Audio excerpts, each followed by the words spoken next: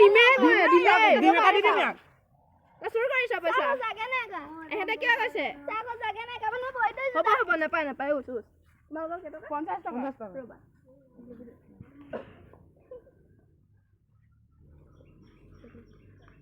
এই বোলা তোমাৰ 50 না দুবাৰ মানে বিয়া পিনি নকবি দিয়া দিম লাগিবি নি দিয়া দিম নালাগে হ'ব দিমে মই নকৰিবা ঐ ল'ৰা তই পইচা চুৰ কৰিছ ছাৰ কৈছো ছাৰ আপুনি মোক মাফ কৰি দিয়ক ছাৰ হ'ব নাপায় উঠ কি কৰিলে পইচাটো ছাৰ বুক লাগিছিলে পঢ়া খাইছিলে ছাৰ অঁ ইয়াকো 50 টকা এটা দি দিয়কচোন হয় দিছোঁ ৰ'বা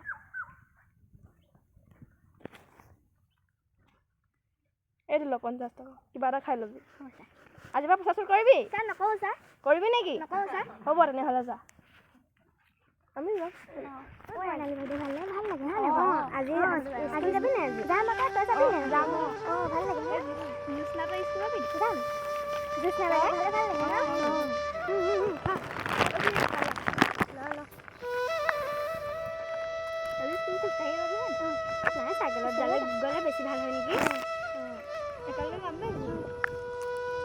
বৰালি বটে ইমান ধুনীয়া তই বুজি পাওঁ ইমান ধুনীয়াকৈ পঢ়া কেলে বুজি নাপাম বাৰু হয়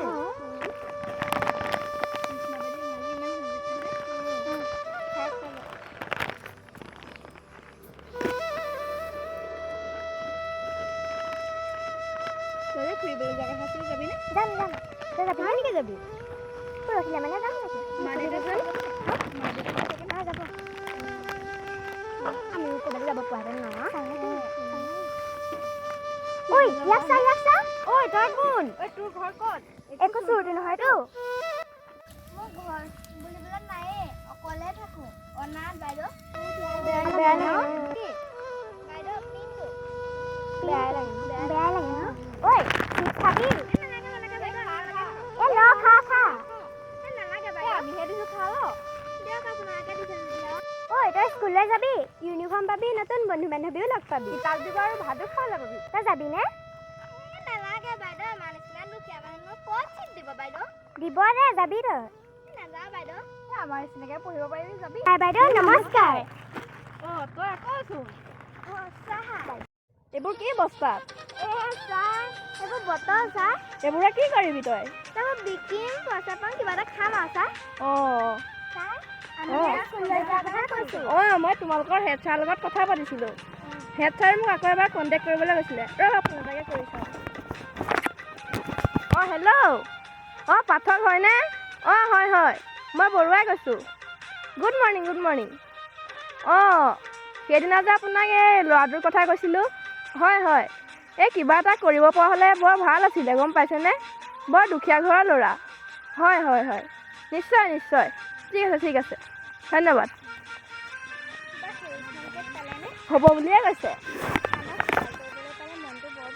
হয় অঁ নিশ্চয় ঐ ল'ৰা তই আমাৰ ঘৰলৈ যাবি নাযাওঁ চাহ ব'ল আমাৰ ঘৰলৈকে যাবি ব'ল খাই ভাল আমাৰ ঘৰলৈ যাবি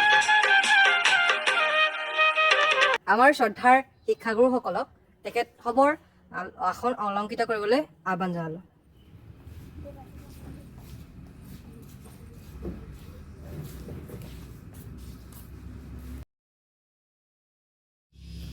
আজিৰ দিনটোৰ বিষয়ে সকলোৱে জানে নিশ্চয় তথাপি আমাৰ বিদ্যালয়ৰ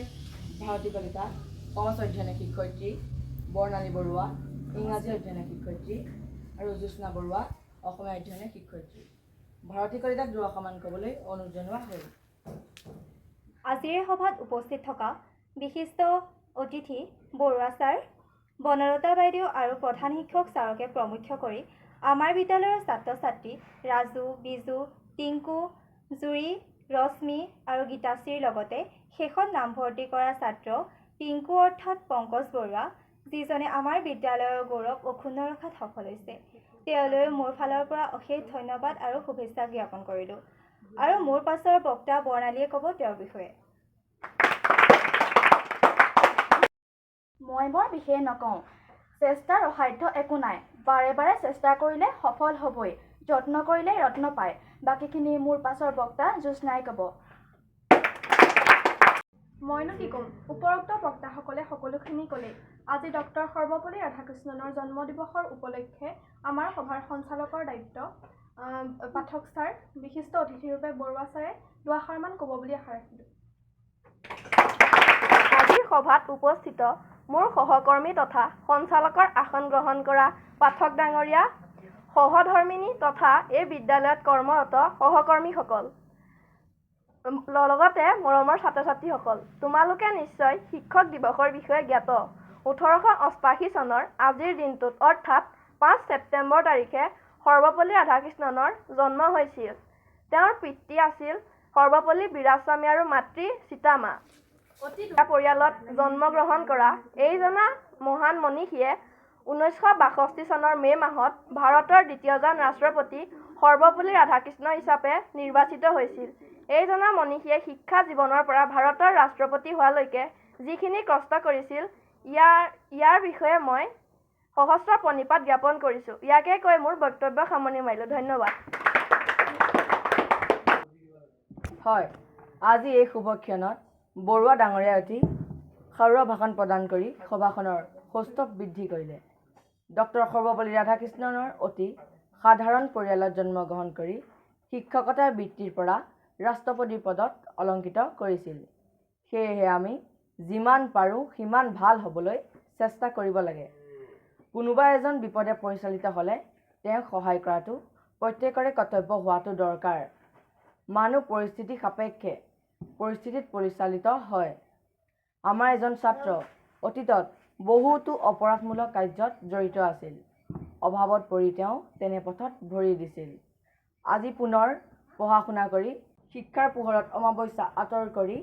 নিজৰ প্ৰতিভাৰ ফলত ঠাইতে লিখাৰ ৰচনা প্ৰতিযোগিতাত ডক্টৰ সৰ্বপল্লী ৰাধাকৃষ্ণৰ বিষয়ে প্ৰথম পুৰস্কাৰ লাভ কৰিবলৈ সক্ষম হৈছে। আমাৰ বিদ্যালয় অৰ্থাৎ মিলনপুৰ উচ্চতৰ মাধ্যমিক বিদ্যালয় পিংকু অৰ্থাৎ পংকজ বৰুৱা। বনলতা বাইদেউৰ হাতৰ পৰা গ্ৰহণ কৰিবলৈ অনুৰোধ জনোৱা হ'ল।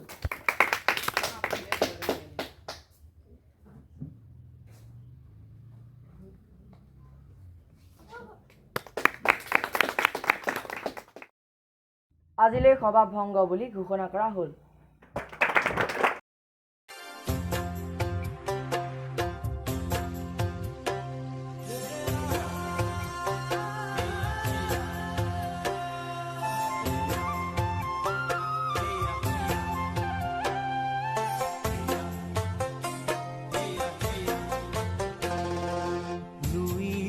চাপৰিত কৰে নাৱৰীয়া বালিত ভাতে ৰান্ধি খায়। লুইতৰ চাপৰিত কৰে নাৱৰীয়া বালিত ভাতে ৰান্ধি খায়। খাউদৰ ডিঙৰা